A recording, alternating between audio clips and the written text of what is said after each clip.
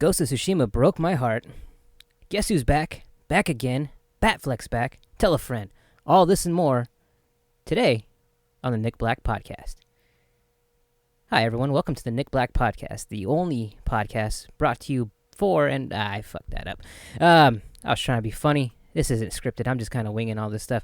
This is the second episode of the Nick Black Podcast. I do not know if anybody even listened to the first episode. Kind of hope not, because it was kind of dark. Was not in a good mood when I recorded that. I hate my birthday, but that's another story.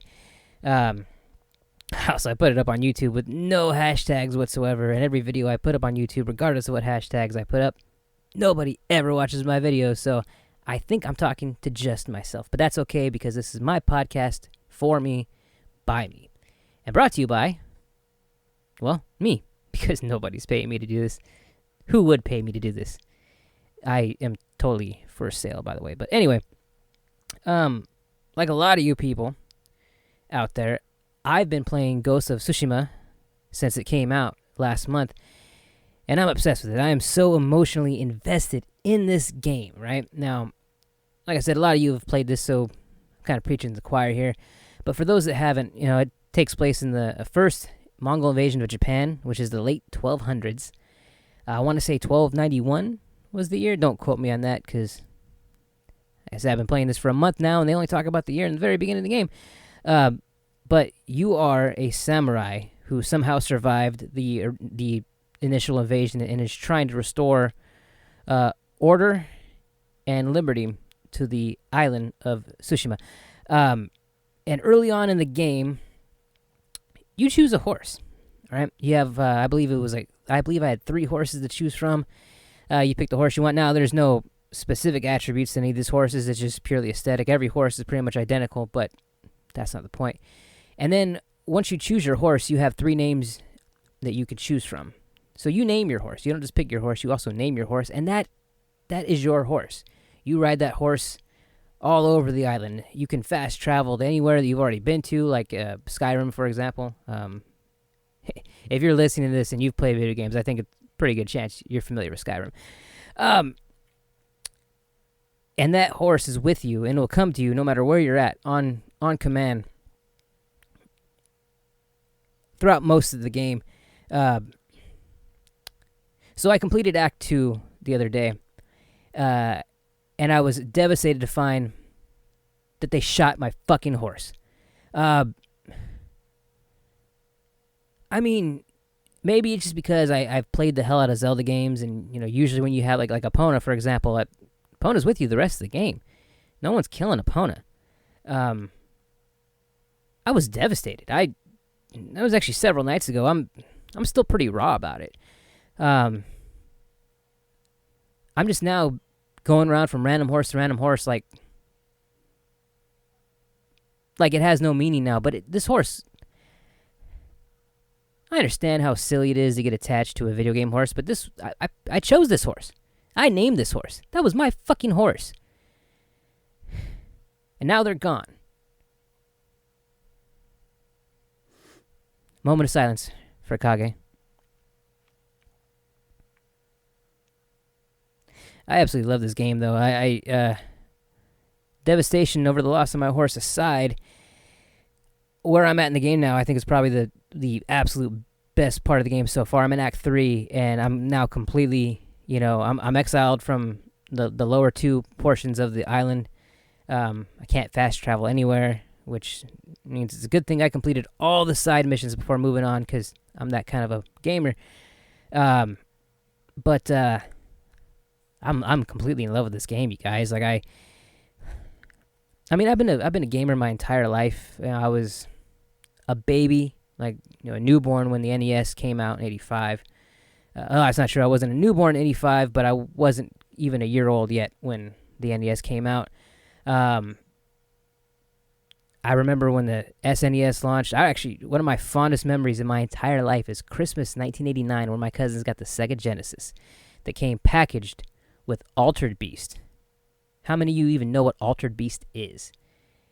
Oh man, Altered Beast is a hell of a game. At the time I was told it was the first console game that had audio dialogue, right? Not just music, but like characters that actually spoke. At the very beginning, Zeus says, "Rise from your grave," and then you are one of two centurions that's brought back from the dead by Zeus to save his daughter from oh man, it's been so long since I played this. Is it Neri? I forget, one of the Greek bad guys. And you are fighting through waves of various zombies, dragons, various other creatures. And then there are these... When I was a kid, I thought they were Cerebuses. I guess now I think they're boars. Don't quote me on this. Like I said, it's been a long time since I played it. But if you get one that's like blue and flashy and you kick it or punch it, a shiny orb flies from it. If you touch those orbs, you start getting more powerful, and your character says, "Power up." Watch a YouTube video, guys. It sounds way cooler from the game than I'm making it sound.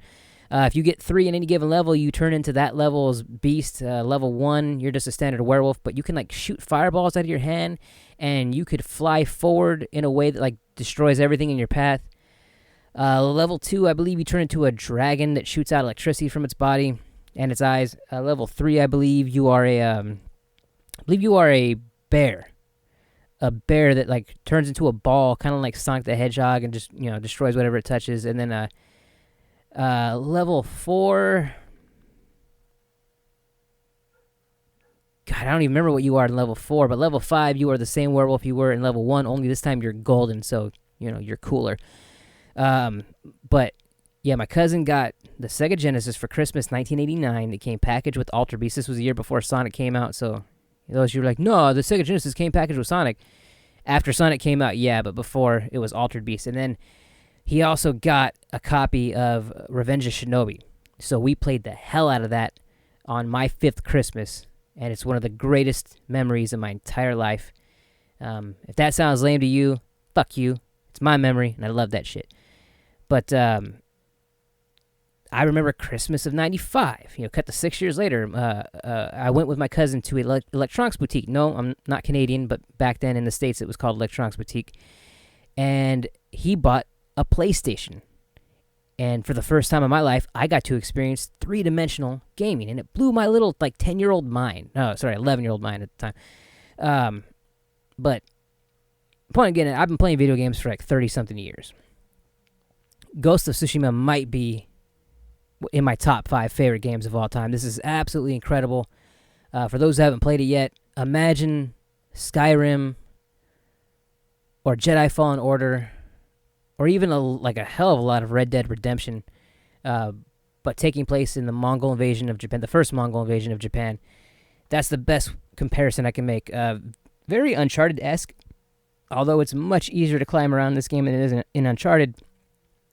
And there isn't nearly as much of an emphasis, because you're not exploring caves and whatnot, but you do have to climb up a lot of cliff sides, and sometimes climb down, and sometimes you have to swing from stuff. And you do more climbing when you come across a shrine. Although not all shrines, because some shrines you can just get to by following a fox. But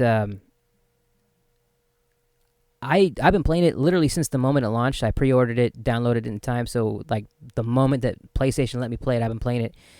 And like a lot of people, I'm completely unemployed right now, and so I don't know how a month later all these people have beaten it, and I'm still in Act 3. I'm playing it on easy, for crying out loud, and I'm not really dying a lot, and I'm not having any difficulty playing the game. I'm just doing all the side missions. But I got a buddy of mine who started maybe 2 or 3 weeks after I did. 3 weeks, maybe 2 weeks. I want to say 2 weeks after I did. And the dude's got a full-time job and a kid, and somehow he was able to get 100% of this game a week ago, and I still have it. I don't know how it's possible because I've been playing it a lot. But in recent years, I'd only really been playing Madden. I'm a big football nerd, and I've been playing Madden since probably 94, 95. And before that, I would play stuff like Quarterback Club, Tecmo Bowl, stuff like that. But ever since 2013 or 14, I've been a very hardcore, everyday, all day Madden player, right? I get every game, when it launches. It's the only game that I've paid full price for regularly in this time span. Other games I've played, I've either waited till they were heavily discounted or waited till they were free on PlayStation Plus, because I mean, I didn't have a lot of free time until recently, so all the free time I had went to my devotion to Madden. But this past year, Madden really sucked, right? Well, EA sucks in general. Anyone who plays anything by EA knows it's a terrible company. And it was very apparent that the fans' devotion to the game was significantly greater than the company's devotion to the game. In case in point, they haven't released any new content at all since like June. And then 2K put up NBA 2K for free for PlayStation Plus users in July. And I haven't played a 2K game since 2016. Like I said, I don't have a lot of free time, so other than Madden, because I'm a Madden nerd, that's all I've really been playing, so I've been ignoring other games. Well, with the pandemic and my unemployment and my sudden growth in free time, I said, okay, I'll try 2K. And I completely fell in love with it, and it like opened up a video game floodgate for me. I was completely flabbergasted that here's a sports game in July. You know, the NBA restart was just barely about to happen, and they're still putting out new content. Madden used to put out new content like all the time, you know, leading up right until like the launch of next year's game. But they hadn't for the last 2 years, and I thought, you know what? If they don't care, why should I care? You know, and I started questioning myself, like, man, I really wish I hadn't pre-ordered it, because PlayStation doesn't give you refunds. Anything you buy on the PlayStation Network, you have it. You're committed to it. So I've even been doubting my interest in this upcoming Madden game, which technically launched today for those of you who pre-ordered the game and have EA access like I do, because I'm a sucker. I'm addicted. I got to have my drugs. But I decided I'm gonna start playing all these. I mean, I have all these games that I've bought and never taken out of the cellophane. Like I've got Resident Evil 7. I've never even opened it. I've got Titanfall 2. Same thing. The only reason I even took the time to play Fallen Order is because I'm also a hardcore Star Wars nerd, and I got to get my Star Wars fix too. But that game was incredible, absolutely incredible. I just wish it was longer. So when they, you know, I started seeing that Ghost of Tsushima was coming out soon, and that you could still pre-order it and get all the pre-order bonus stuff, I was like, you know what? What else do I got to do, right? You know, I got nothing else to do, so I'm going to do it. So, like, I actually paid full price for Ghost of Tsushima, the special edition, too, deluxe edition, whatever it's called. And I don't normally do that outside of Madden. And all I'm thinking now is, man, what other great games have I missed out on, right? Since all I've played was Madden. And like I said, us fans love the game more than the game loves us. And then I got, you know, like a lot of people got that $10 credit for PlayStation Plus. Although they didn't give it to me for PlayStation Plus, I kind of wish I'd gotten that extra $10. But when I pre-ordered Madden, I always do it as soon as they make it available. And I always get the most expensive version because, like I said, I'm a sucker. And then a week later, they announced a 10% discount for people who already own the game. If you pre-order the next game, you get it for 10% cheaper. So I got screwed out of $10, or so I thought. The other day, they decided to give me that credit back. And I decided I was going to finally try God of War. The one that came out 2 years ago, that was like voted best game of the year. I've never been the biggest fan of the series. I've played some of the games, but I've never like completed a whole game. For whatever reason, like it seems like it's right up my alley. It's all action heavy and Greek stuff, and as a kid, I was obsessed with Greek mythology, but just for whatever reason, I can never get into the series. But there was something about the new one that just, I almost bought it at launch. But I'm cheap, and I didn't have a lot of money in the past. So I had to be frugal and pass on it. But it just finished downloading today, and I had every intention on starting it tonight. But then I found out that today was the day that those of us who pre-ordered Madden 21 with EA Access get to play the game starting today. It officially launches next week. And like I said, guys, I'm a fucking addict. So guess what I'm going to do today? As soon as this finishes downloading, I'm getting right back into my habit. I know that they say football is happening on schedule, and maybe the NFL will. I'm still having my doubts about college. So there's a part of my subconscious that thinks this might be the only football I get right now. So I'm diving in pretty heavy. God, you guys, I need help. But to wrap up this topic, if you're addicted to something, please seek help. Don't be like me, guys. Don't let anyone else or even yourself enable you. Try to improve yourself whatever you can. And definitely, if you have a PlayStation, I highly recommend Ghost of Tsushima. Moving on, they announced today that Ben Affleck is coming back to play Batman in the Flash movie. Now, I was never crazy about Ezra Miller's Barry Allen. So much to the point, so I just, that's not any Barry Allen I've ever known. To be fair, I'm also not a fan of the TV series. I much prefer Grant Gustin to Ezra Miller, but Grant Gustin doesn't make me think of Barry Allen. He just reminds me of Peter Parker. Peter Parker, who runs really fast. But when they announced that Michael Keaton was coming back as Batman, I suddenly completely fell in love with this upcoming Flash movie. Again, not because of Flash itself, but because my childhood Batman was returning after almost 30 years. Now, that first Batman film with Michael Keaton and Jack Nicholson came out in June, or was it May, of 1989. I wasn't quite 5 years old yet, but I was already obsessed with Batman. See, I started reading comics in like 87. Yes, I know it's a very early age, but what can I tell you? And Batman's always been my favorite character. As an adult, I really fell in love with Daredevil. So I usually tell people my favorite Marvel character is Daredevil, my favorite DC character is Batman. But I always give a slight edge to Batman just because it's Batman.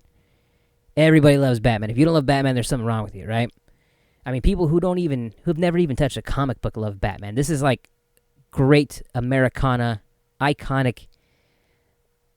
Like, it doesn't really get any better than Batman. Again, I'm not going to get into the actual release date. I can look it up. I don't want to. The release date isn't important. What's important is it also came out around the same time as Indiana Jones and the Last Crusade, which is, for those that know, the third movie in what really should have just stayed a trilogy, but now is a quadrilogy. God, the Kingdom of the Crystal Skull sucked, but that's not the point. I remember one weekend I went with my parents, and we were going to go see Indiana Jones and the Last Crusade. Now, keep in mind, the year in question is 1989. I'm 4 years old. I haven't quite turned 5 yet. And the internet is not a thing. So a child like me only knows whatever I've seen on television or have been told by other people, right? I didn't even know there was a Batman movie at the time. Again, it's not like nowadays where like literally information is readily available. I mean, there was trailers and all that whatnot, but I was a little kid who, if I did watch TV, it was like cartoons on tape, like Transformers or G.I. Joe or, He-Man, Thundercats, stuff like that. I didn't watch a lot of TV. I watched like sports, but I mean, most time I either playing with toys or playing video games and whatnot. Like it's. I wasn't really all that aware of what was going on in the world at the time, outside of the subjects I just mentioned. And we're in line at the box office because keep in mind, guys, this is way before Fandango. You actually had to go and buy your tickets in person at the box office in front of the theater. And we were there, like I said, to see Indiana Jones and the Last Crusade. And as we're in line, I hear the people in front of me say, "Let me get 2 tickets for Batman." And little 4-year-old Nick Black freaked the fuck out. I started screaming at the top of my lungs, "Oh my God! There's a Batman movie? There's a Batman movie! Oh my God!" Like, I'm super excited. I had no idea. And my dad looks at me. He looks at my mom. And when we get to the box office, I hear my dad say, "Let me get 3 tickets for Batman." And we went to go see Batman that day. And it was the greatest day of my 5-year-old life. Now, this is only the second time I'd ever been to the movies. The first time I ever went to the movies was on my 3rd birthday in August of 1987 to see the then newly released Masters of the Universe, which was not a financial success. It didn't even make its budget back. And usually when you bring that movie up, people look at you like, "Why the fuck are you talking about this movie?" But it's one of my favorite movies of all time. But we're not talking about that now. We're talking about Michael Keaton's Batman and how I was completely blown away by that movie. And to this day, it's still one of my favorite movies of all time. But I was not that crazy about Batman Returns. Even at the time, I was 8 when it came out, saw it in theaters, and even as an 8-year-old, I hated that movie. I still hate that movie now. I understand it's really popular, and you're going to see this kind of a recurring theme. but I don't understand why. It's a terrible, terrible movie. There's not much of a plot with which to speak of. I mean, things happen, but there's not a singular story being told. It bounces around a lot. It's fucking weird, man. Why are there penguins in the Gotham City sewers? How were penguins able to raise a baby who was able to learn how to speak any human language, really, considering he was raised by nothing but penguins? Catwoman is killed. She's thrown out of a window, Selena Kyle, and then she gets licked back to life by a bunch of stray alley cats. And that grants her almost superhuman abilities. Like she kind of goes through a Captain America thing where now she's like, physically, she's awesome. She could do all this stuff. She can climb. She can do flips. All this other. She can use a whip for some reason. And now she has 9 lives. Like, literally, she'll die multiple times throughout the movie, using up each one of her lives. That doesn't make any goddamn sense. Batman is barely in this movie at all. But yet, people love it. But I love Michael Keaton's Batman. So when they announced a few months ago that he was coming back as Batman, I'm going to sidetrack myself right now. So for those of you who don't know, obviously you don't listen to the Oh My Geek podcast if you don't know this, but I am really not a fan of most comic book movies. I've been a comic book nerd for over 30 years. And I'm one of those guys that doesn't like when they make a bunch of changes. Like, I don't really care if they change the story, because stories change constantly. What I hate is when they make changes to the character. And I'll give you an example, like the character of Thor, right? The comic book story is very serious. He's a warrior. Comic books in general aren't really that funny outside of like Deadpool and more recently like Harley Quinn. Unless you're reading like the funny papers in the newspaper or something like that. Comic books are usually very serious. The Marvel Cinematic Universe has strayed more and more into comedy since the release of Guardians of the Galaxy, and as a result, Thor kind of became like a Homer Simpson, Peter Griffin kind of character where, and, in the first movie, he's naive, but it works because, it's literally a fish out of water story. He'd never been to Earth before. He's totally out of his element, doesn't really understand everything that's going on, and so that naivete works in that context. But when you watch, as the movies go on and on, he becomes more and more of a comedic relief character to the point where you look at like Thor Ragnarok was a straight-up comedy. When you read Thor comic books, outside of Volstagg, there's virtually no humor in them at all. I mean, could you imagine, think about Thor, the Marvel comic book Thor, in the context of, imagine if Conan the Barbarian was a god. That's the simplest way I can describe Thor as far as his personality and demeanor, so on and so forth. And, I mean, obviously that's not a great interpretation, but I'm simplifying this for those who just don't understand my disdain for a lot of these movies. And I can go into greater detail. I'm actually running further past time than I wanted to here. But when these movies first started, like the Marvel Cinematic Universe, with like Iron Man 1, Captain America First Avenger, Captain America Winter Soldier was fantastic. The first Avengers movies, I was really on board for these movies. So right around the release of Guardians of the Galaxy, I stopped liking them. Now I know these are all super popular and I'm saying something very, very blasphemous, but again, I'm a comic book nerd. I grew up with these characters. And again, I don't really care about changing the story. Like I said, I expect that. But these characters are not the characters I grew up reading. And that's why I don't like them. There's a couple exceptions. I love Doctor Strange, the movie. Not Doctor Strange in the Avengers movies, but in his solo movie, I love that. Black Panther is incredible. Those are great examples of comic book movies done right. And there's also another one that I'm particularly fond of that most people hate. And you're gonna think of me as either a fucking weirdo or a fucking douchebag or somebody who just doesn't have any goddamn sense, but I'm going to say this anyway. The 3-hour cut of Batman v Superman is one of my favorite comic book movies of all time. Now, you still have to get past the poor interpretation of Lex Luthor, because I don't know what the hell they were thinking when they decided to write Lex Luthor like that. You're taking one of the coolest villains in all comic books and you're making him like a whiny, neurotic, annoying fucking nerd who more closely resembled the Riddler than he did Lex Luthor. But you put that aside, Ben Affleck is like the best Batman. I mean, people like to bitch and complain about, well, Batman's not supposed to kill. there's only one movie where Batman doesn't kill anybody, and that's Batman and Robin. Even Adam West's Batman killed some of the bad guys. If you don't believe me, go back and watch that movie. If you don't see the scene, you're just not paying attention. But Michael Keaton's Batman killed people. Val Kilmer's Batman killed people. Christian Bale's Batman killed people. And I don't mean kind of, sort of. I mean flat out did it. There's really nothing that specifically states that Ben Affleck's Batman killed anybody. It's just implied, like the viewer just assumes these people died, but never at any given point in time do you ever actually see anybody die, nor do they actually state he killed people. Now, he does try to kill Superman. So I'll give you guys that. But, I mean, when you read the comic books, they bring up how Batman doesn't kill people every time Batman actually ends up killing people, right? Like, this shit happens, you know? The same thing like with Man of Steel when people were upset that Superman killed Zod. 1, you should be upset Superman was upset. 2, Christopher Reeve's Superman killed Zod. Go back and watch the Donner cut of Superman 2. He killed him. 3, it's the same thing. Every time Superman kills somebody in the comic books, this gets brought up, right?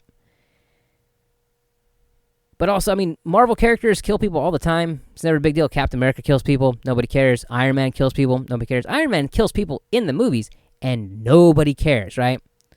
So there's like an obvious, like, pro-Marvel, anti-DC bias. But the point I'm getting at is, as a guy, a 36-year-old who's been in love with the character of Batman for his entire life, Ben Affleck is my absolute 100% favorite on-screen Batman. He is the closest we've ever seen to a comic book accurate Batman. I mean, physically, in how the character is written, the action. I mean, that scene in the warehouse is taken straight out of the Arkham games. And personally, I was always really bummed that we never got to see the Ben Affleck starring in, written by, and directed by movie where he fought against a Joe Manganiello Deathstroke, because that would have been incredible. I mean, watch the trailer for Arkham Origins where Batman fights Deathstroke. That's essentially the movie we missed out on, right?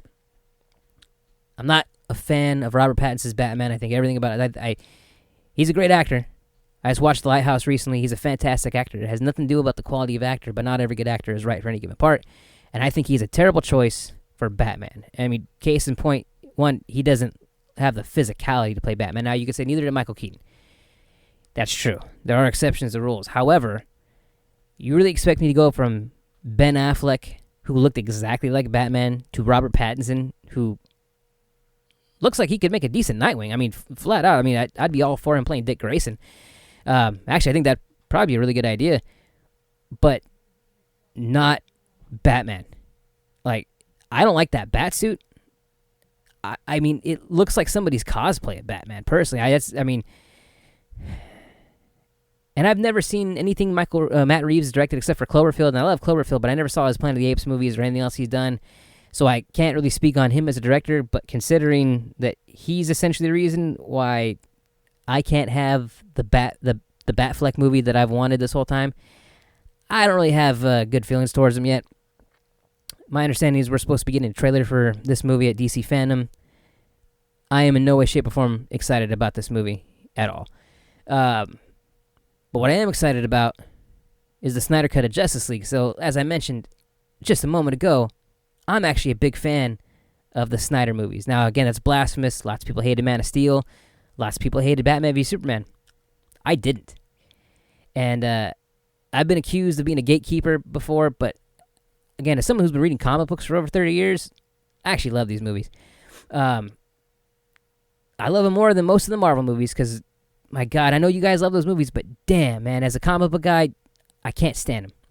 I cannot stand them. Avengers Endgame, Infinity War, those are terrible movies. I can talk about that at a different time.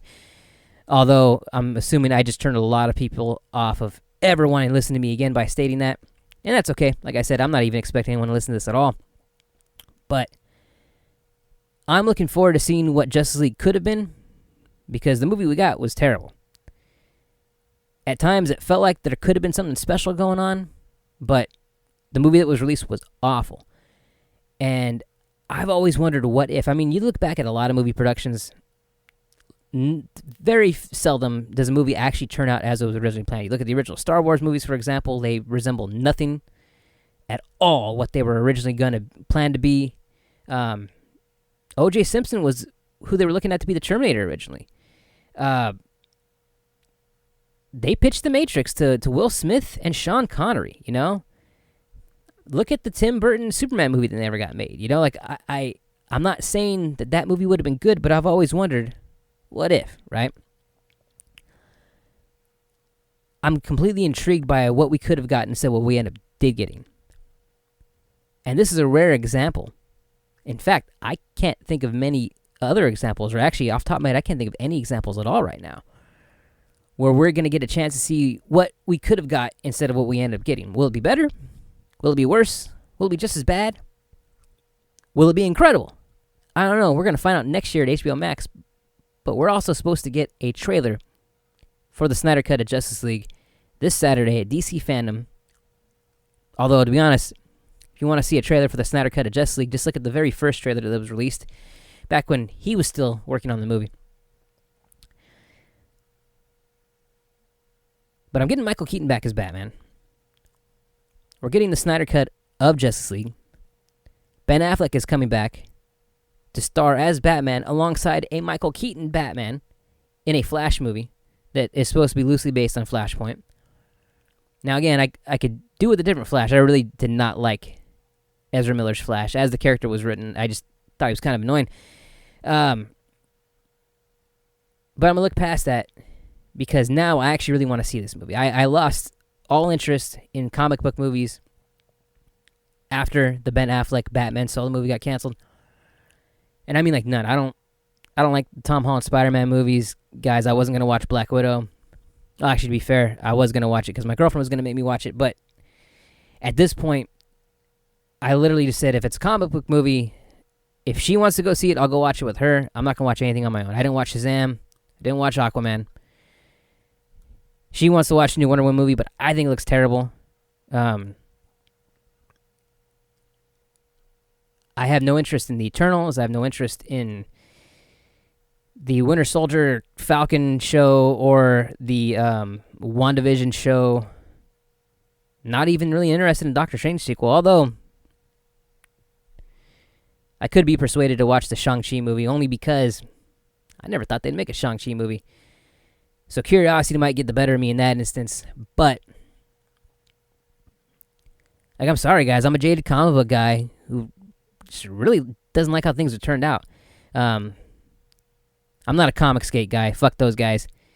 This isn't about diversity or anything. This is just a simple matter of they've changed these characters so much that they don't resemble the characters I grew up reading, and therefore I've lost interest. Instead of just watching these movies, I'm just going back and reading older comic books.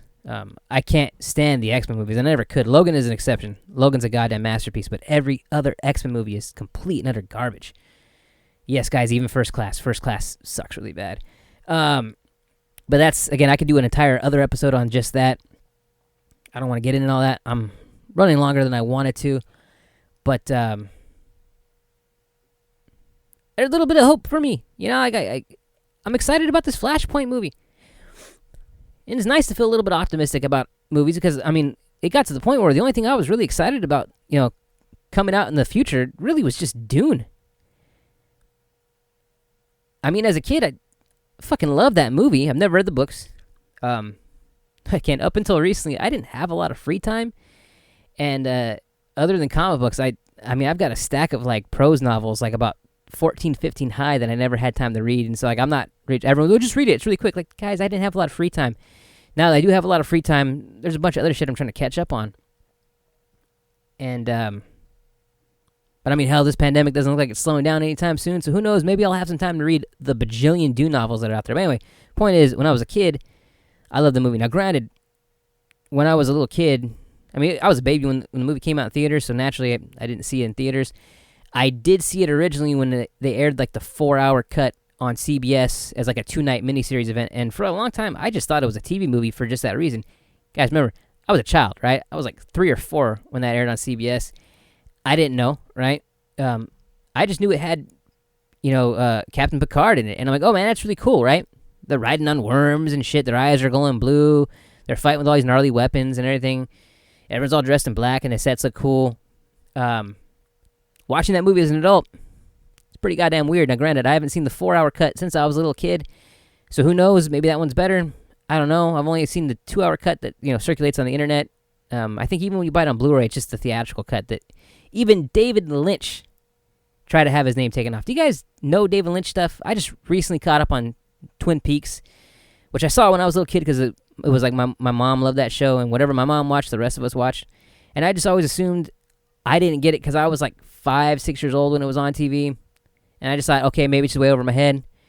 I just binged it all again. And as an adult, I still don't understand it. I'm like partway through the Showtime revival. It's just as weird and nonsensical. So I don't really know what I'm getting into here. And I haven't really watched a lot of other David. I've never seen Eraserhead. I never saw Blue Velvet. I never saw Mulholland Drive or Lost Highway. I'm not that familiar with David Lynch. I just know that his movies are fucking weird. And he's a weird goddamn guy. And Dune was so out there that even David Lynch was like, nah, I don't want my name attached to this. But Denis Villeneuve, famous for Sicario, Prisoners, The Arrival, Blade Runner 2049, fantastic filmmaker, is directing apparently 2 movies based on the original novel for Dune, because it's a long novel. You can't really do all that in a 2-hour movie. So it's going to be kind of like It, right? The It movie that came out a couple years ago. Part 1 and Part 2 telling the whole story of the singular novel, the solo novel. Or in this case, the first novel for Dune. And it's got like an incredible cast, and I can't wait to see it. I'm dying for a trailer. We've only seen pictures so far. It was originally supposed to come out around Christmas time. Doesn't look like that's going to happen now. No idea what's going on. And I don't think Warner Brothers would release that on like Amazon to rent. I think they thought this was going to be a big blockbuster, and I think that's kind of where their hopes are for this film. So it might get delayed until like summertime. I don't know. I don't really know what's going on with a lot of Hollywood movies. All I know is I'm not paying $30 to watch Mulan. Fuck that shit. Disney, I already pay for Disney Plus. I'm not going to give you more of my money. Either put it up for free or put it up for a much cheaper price than $30. I mean, Jesus Christ, you guys. I'm going to be watching this on my 32-inch television at home. Why am I paying $30 for it, right? Now, I've heard people say, oh, but you can watch it as many times as you want. I don't necessarily know that I want to watch this more than once. I don't know if I'm going to like it. And even then, in the modern world, who actually pays $30 for a Blu-ray nowadays? I mean, you go to Target the day it comes out, and it's like significantly cheaper. Like, usually you can get a Blu-ray set for like $20. Now the retail is always $29.99, but outlets don't usually sell things at retail price anymore. Walmart never does. Target never does. And you wait long enough, you can get it on sale. So no, I'm not going to pay $30 to watch Mulan. I mean, even when they first started doing this, like shit like Bloodshot, right? $20 for Bloodshot. Fuck that. I wasn't going to pay $20 for Bloodshot. Bloodshot looked like shit. Now, $10, curiosity might have gotten the better of me for $10. I might pay $10 to watch Mulan the one time. Now, granted, in a couple weeks, when Bill and Ted comes out, I'll probably pay whatever they ask me to pay. Because it's Bill and Ted 3. I've waited almost 30 years for this movie. They can have my money. But Disney already has my money. Fuck that. Not paying $30 for Mulan. That's bullshit. I don't even like their live-action movies. Aladdin was garbage. Beauty and the Beast was okay, I guess. But they gotta stop making live-action remakes of their shit, guys. If I wanted to watch Beauty and the Beast, I'm gonna watch the cartoon. It's a goddamn classic, right? If I want to watch Cinderella, I'd watch the Cinderella cartoon, you know? If they're gonna do anything, they should give us at least... I might be okay with Sword and Stone. Because outside of 1980s Excalibur, even that movie's just okay. There isn't any good King Arthur movies, right? Like, there really isn't. Like, every other King Arthur movie is just terrible. And don't tell me First Knight, because was King Arthur in it? Yeah. But that was really more of a Lancelot movie. God, man, the cinematic, even before the pandemic, the upcoming cinematic landscape did not look good. There wasn't a lot of awesome-looking shit coming out. The last few years, there hasn't been a lot of awesome shit coming out. I mean, that's why Hollywood continues to lose... Well, I wouldn't say lose money, but they're making less and less money each year. And they're blaming it on Netflix, but really it comes down to just Hollywood studios aren't producing interesting shit anymore. Like, I used to go to the movies like every week. And in the last few years, I might have gone to the movies like maybe 5 or 6 times a year. Hollywood sucks now. All these remakes and shit. Like, no one wants to do anything original.